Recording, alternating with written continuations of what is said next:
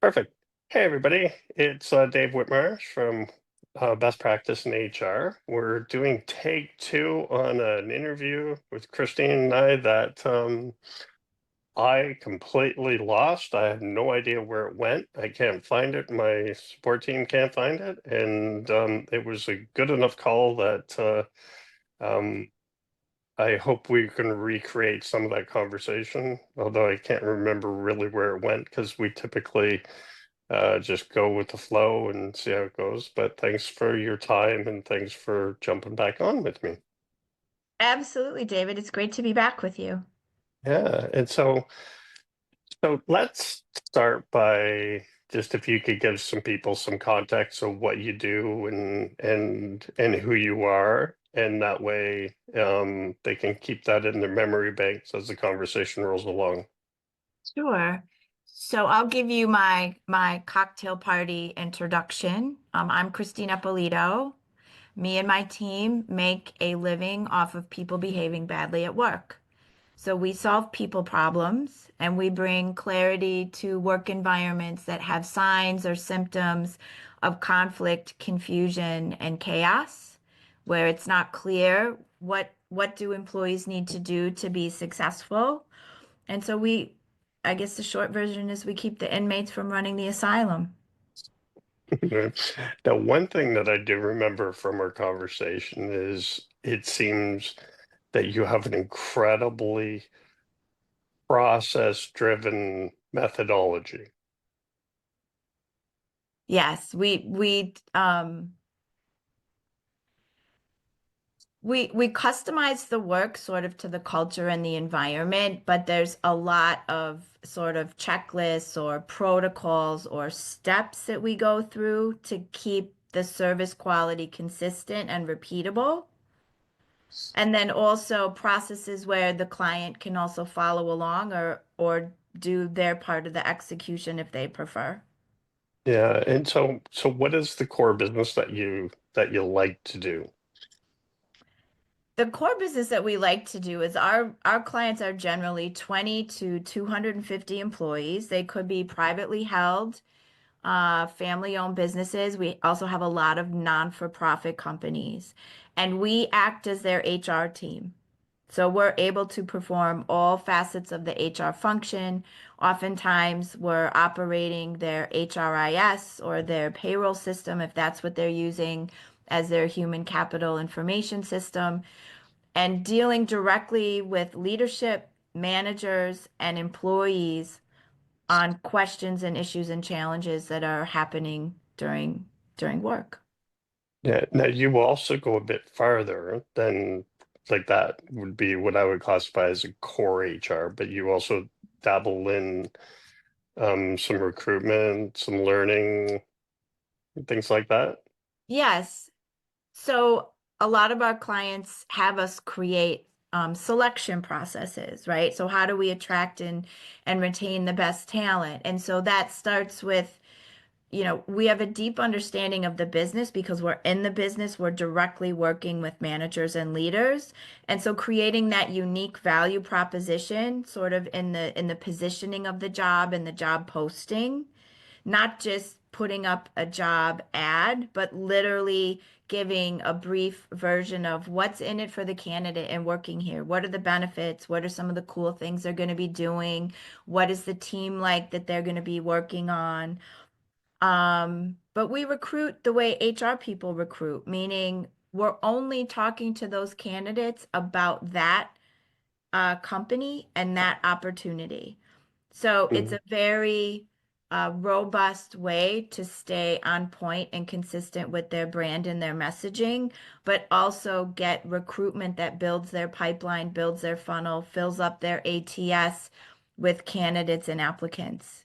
And we have Yeah, a which very is high retention rate based on that because we're filtering people out, not just, we're looking at organizational fit and culture fit, and we're able to talk about values. And then we're onboarding them. So all of these things, it's the consistency throughout the process. Yeah, and because you're involved at a deeper level, you have a stake in the game, right? So you're not Mhm. necessarily an agent recruiter that says, "Hey, I'll drop that person in," and let's hope they make 3 months. No, you're involved in their process and their business.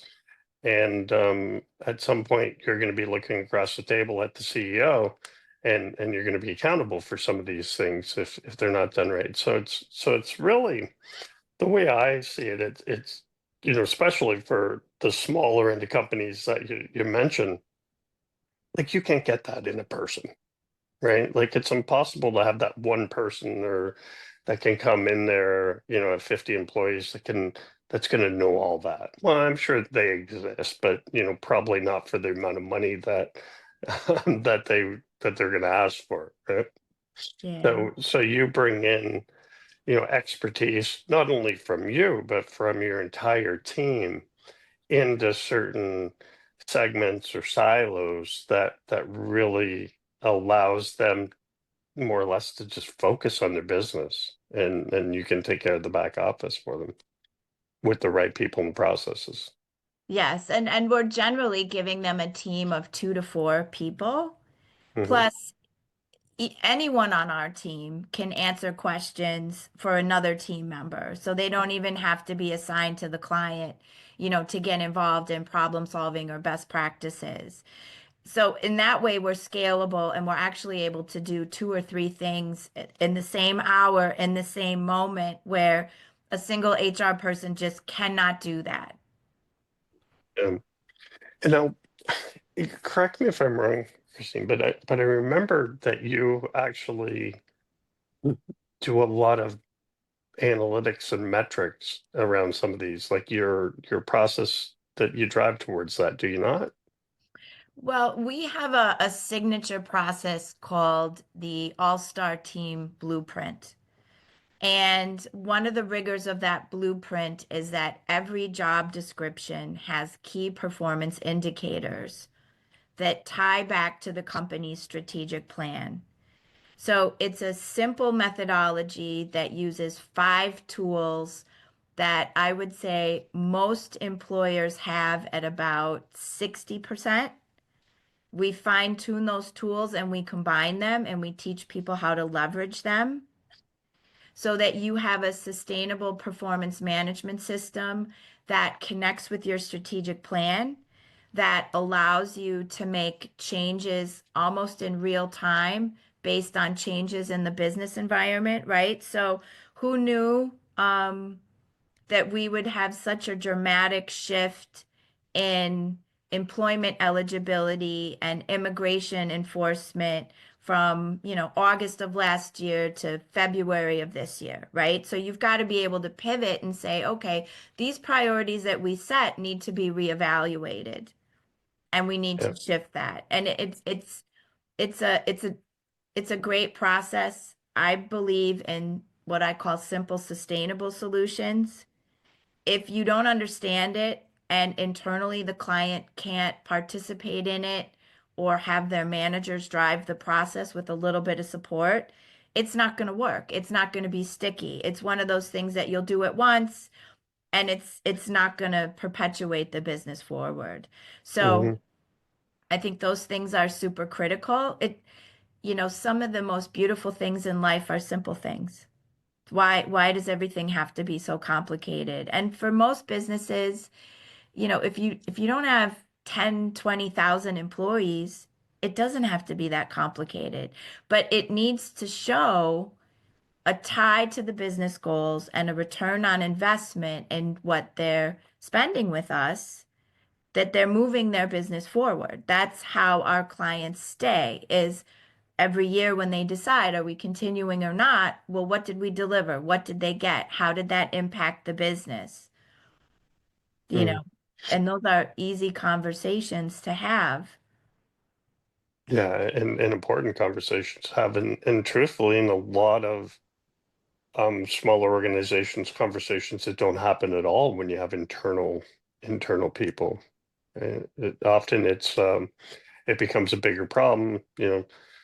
Employee X, employee HR does a good job and they're friendly and everybody likes them, and so rather than evaluate the process and how everything's going, sometimes you just evaluate the relationship with that employee, and that's not always the best strategy. Yeah.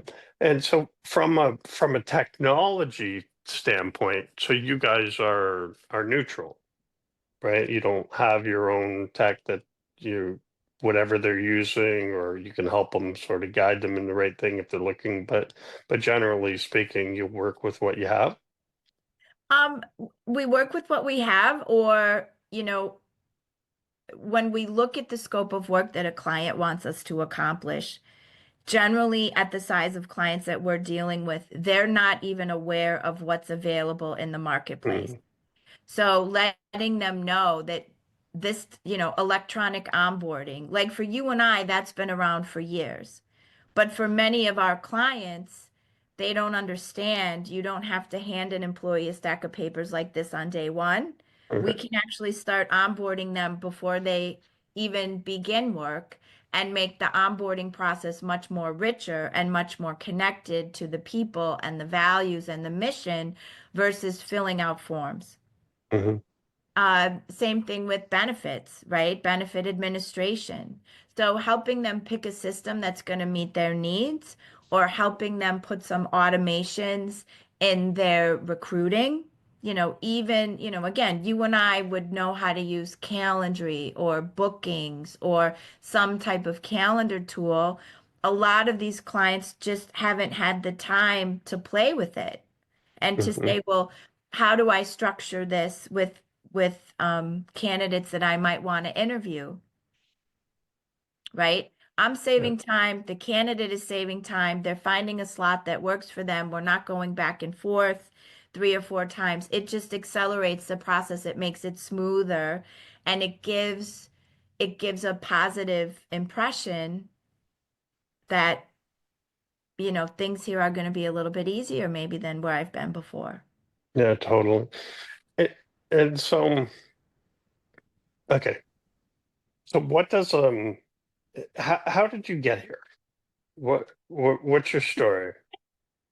So my story is I spent most of my career in retail operations from 1990 until 2020. So really understanding how businesses run and work. I Mm, came out of very organized companies like Levi's and Gap, where how you operated a business unit clearly was the difference between profit and loss. And what fascinated me about those environments was same merchandise, right? Every Levi's, every store has the same thing. Gap, every store has the same thing. There might be a few nuances based on neighborhood, but it really what made the difference was the team of people working in the store, the training and communication of the employees and also of supervisors. So from there, I got my master's in management and human resources. I really was fascinated by that, and then took that operational background of process and training and structure and said, okay, I understand how companies make money. Now I'm going to apply my HR skills to accelerate that and create people processes. So I worked with different startup companies for several years, probably 10 or 11. I worked at a Fortune 250. One of the startups that I was at was owned by a private equity uh, firm. They brought me into a new acquisition when Sarbanes-Oxley was happening and said, we need someone who can organize these HR practices and processes. 30-year-old family-owned business where there was no rhyme or reason or process for anything. And in about 20 months, we have to pass a Sarbanes-Oxley review because we're being acquired by a publicly traded company. mm, So that rigor and applying methodologies to processes sort of is embedded, and I guess it's just innate to me at this point in time is how do we put a process in that supports the business, doesn't take away from the business? How do we allow employees to fully participate in the revenue generating activities without taking away, you know, that time? How are we effective in that environment, enhancing and not disrupting, and not doing things just because it's nice to do. The Hmm. investment in HR or in a benefit has to enhance where the business wants to go, right? So what's the business argument for adding an employee assistance program?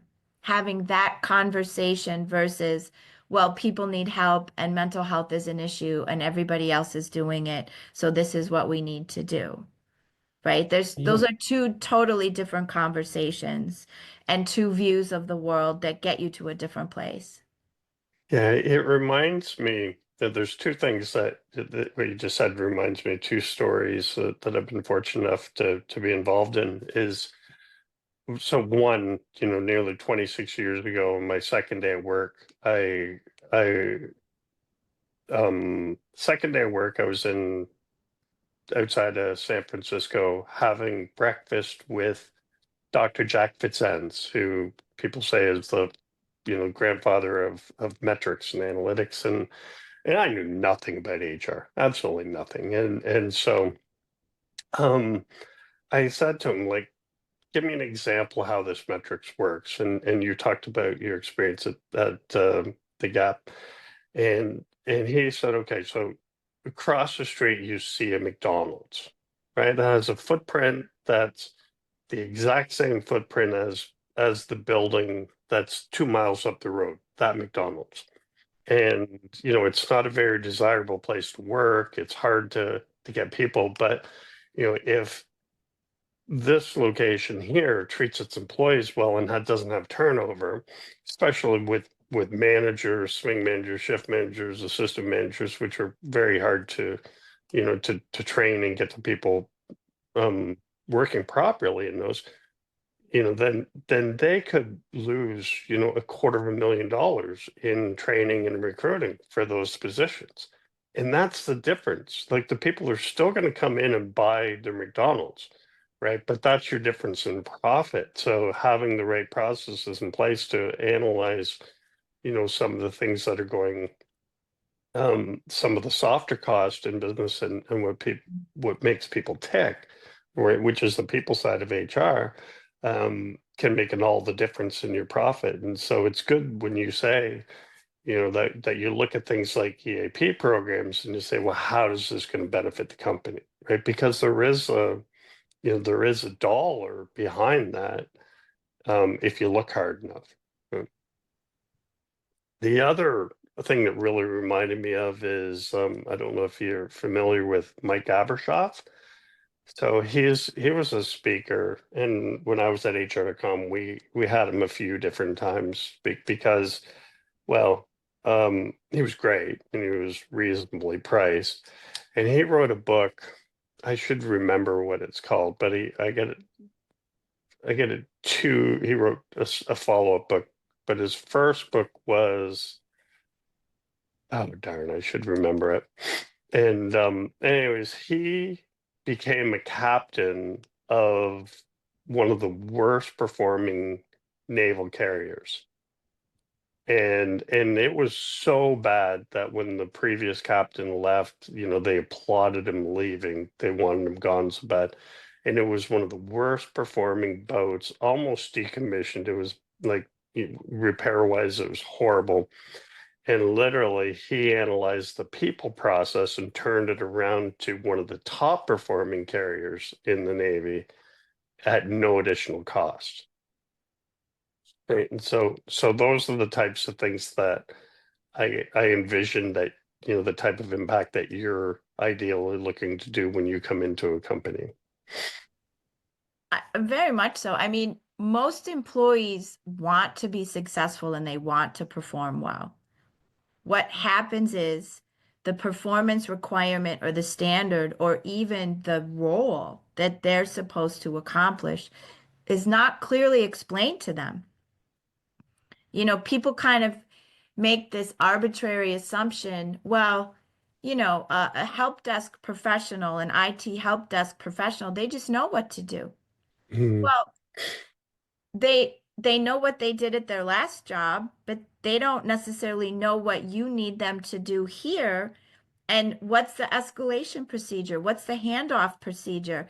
What are they allowed to say yes to? When do they have to ask a supervisor? So if you can give them a clear framework of what does it mean to be successful, and they have key performance indicators as part of that, right? How many requests should I be solving a day? How many tickets should I be escalating? Um, what are the skills that I should be learning, every 90 days? It creates, it's for foremost in their mind, this is what I need to do. Where Mhm. if you leave it to ambiguity and figuring it out, I mean, I jokingly said environments with conflict, confusion, and chaos, but the conflict and confusion come from I don't know what my job really is, and my colleague doesn't really know what his or her job really is. So, how do we help each other? Mhm. How do we work together? Who do we go to if we have a question? If nobody knows what everybody's job is, right? Yeah, So good point. your work, I mean, I always say this to clients. I don't believe in torturing people at work. Work is hard enough. What are the things that we could do to make it easy? Like we'll go in, and this is one of the things I talk about in my all-star team framework is you need a really robust organizational chart.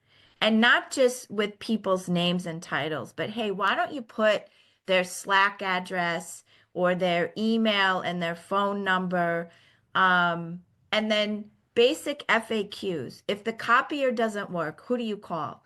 If the Mhm. front door won't lock, who do you call? Right? Basic things so that people can solve their own problems and not spend 15, 20 minutes, an hour a day on these crazy things because there's not a clear organizational chart or a contact sheet. These are people that can help me solve my problems, right?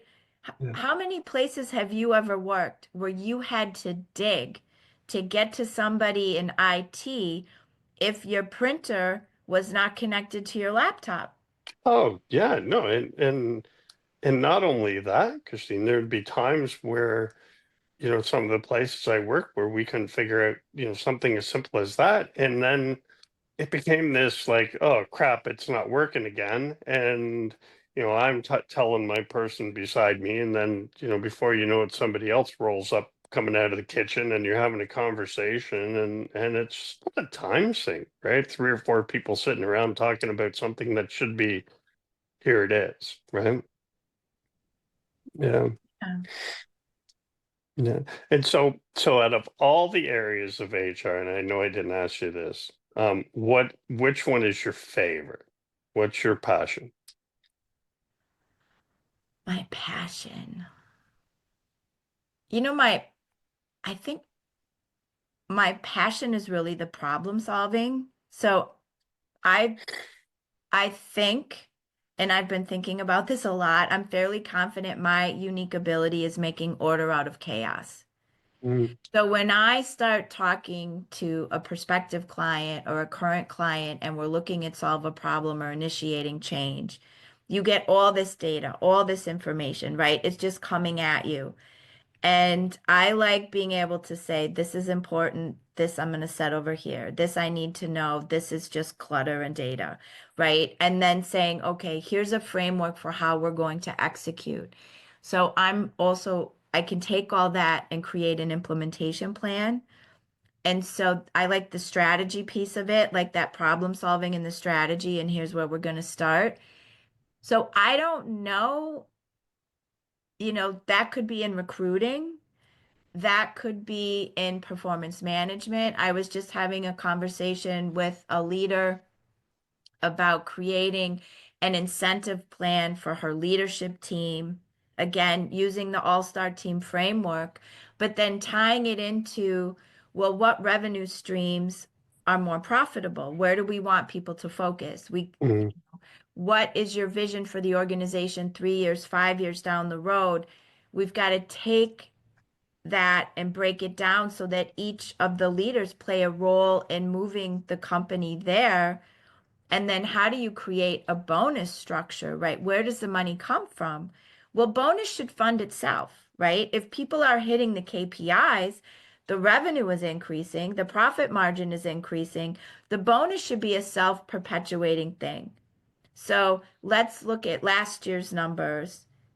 Let's look at margin. Let's look at where we have room to say, okay, if I take this money, it's an investment in raising the ceiling. And those to me are the fun, very interesting conversations. Hmm. So going along that problem-solving task, then, so if I'm a business owner or an undermanned HR team or an HR team looking for advice, what would be some red flags that would go, yeah, I should probably talk to Christine. Like what are people seeing in their organization, or what sort of help do they need? What sort of Mhm. issues might they be facing that, that it might be time to look outside the four walls they're in to Right. get an opinion.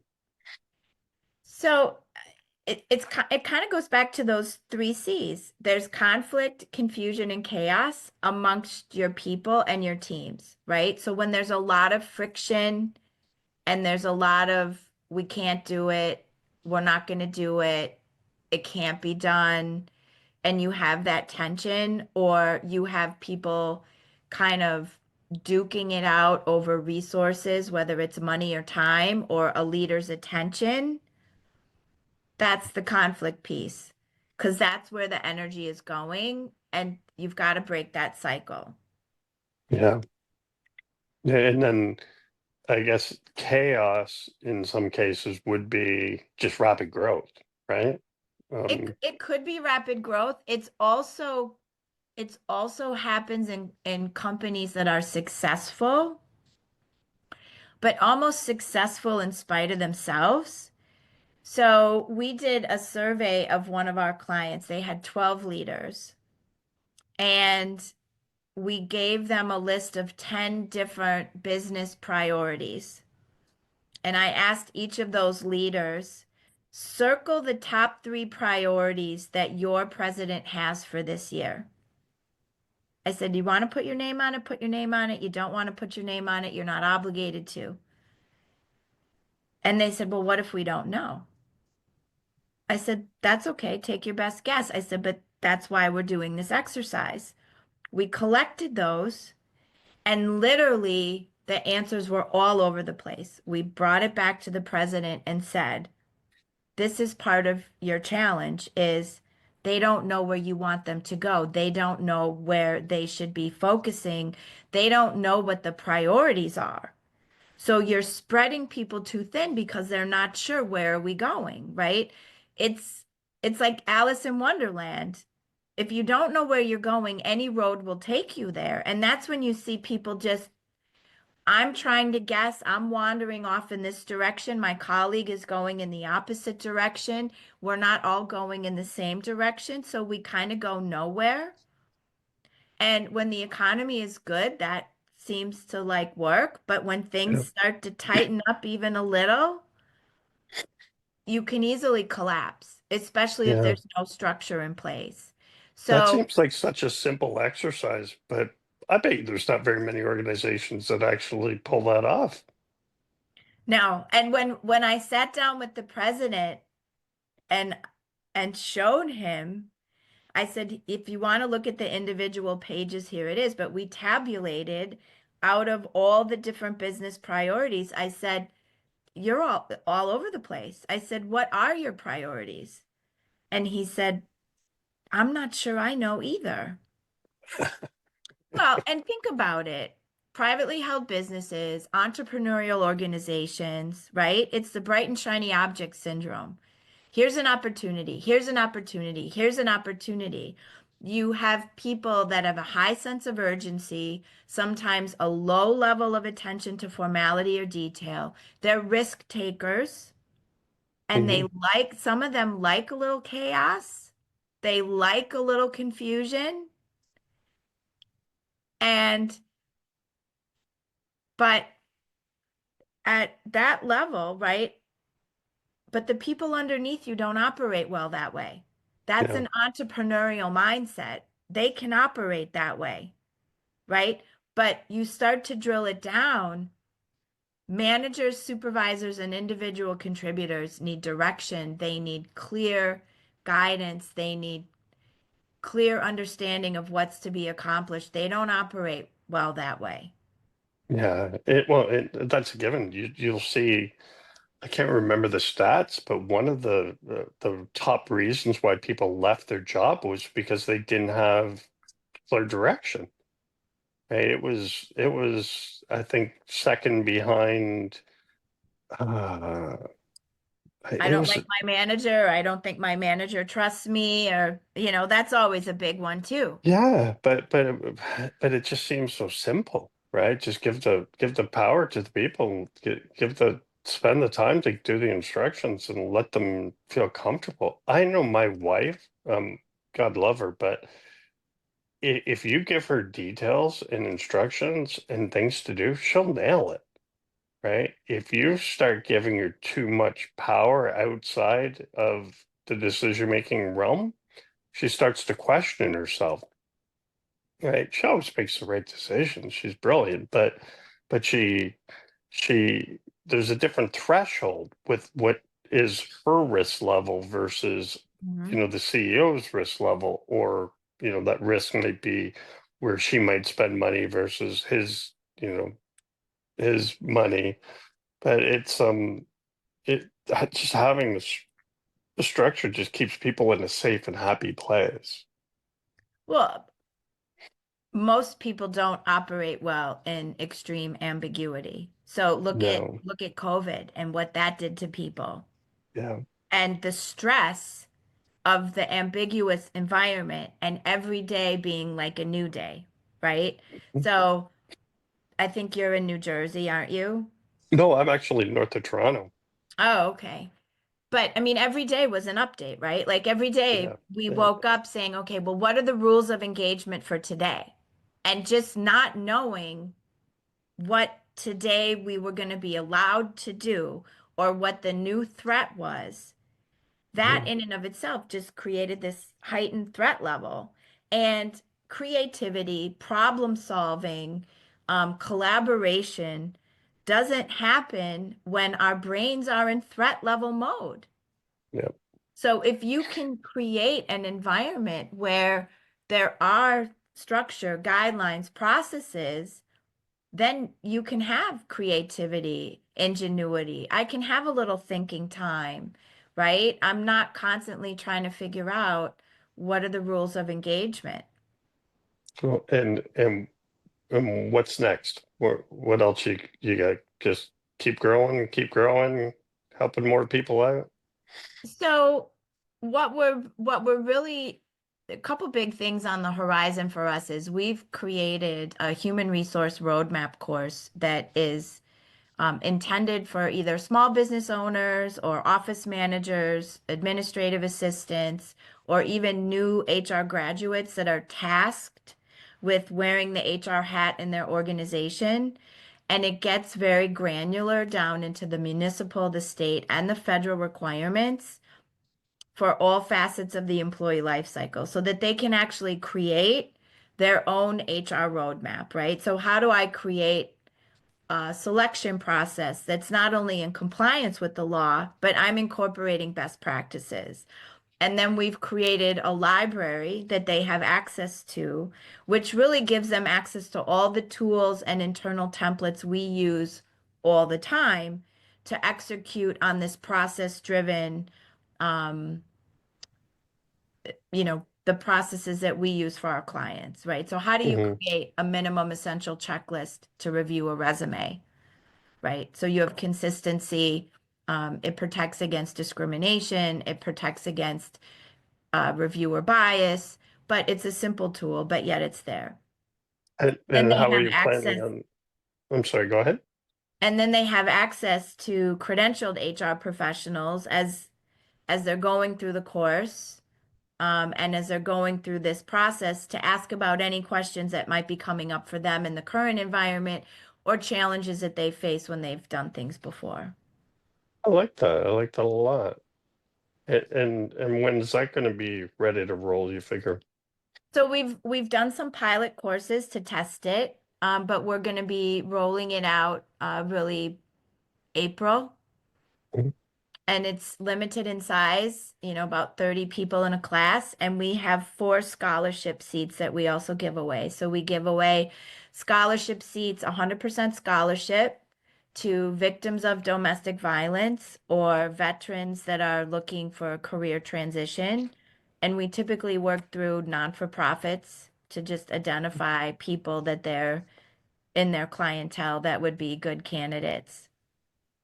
Well, So I'd be that's very interested if you figure out a way to digitize all that. I think that would be a good resource to have to have a library of so people could access it. Yes, so we've built a library. We also built what we call the Small Business HR Toolkit, so I can send you one of those. And then we're creating from the live instructor-led course, we're going to do a self-paced course. Mm, So people can do it at a time and a place that's convenient for them. excellent. Mhm. Excellent. That sounds exciting. That must have taken some time to pull together. It did. And it actually, the fascinating thing to me is if I really listen to what customers are asking for, it usually lends itself to a service, right? Like Mm, people asking you for what do they struggle with? What are the services?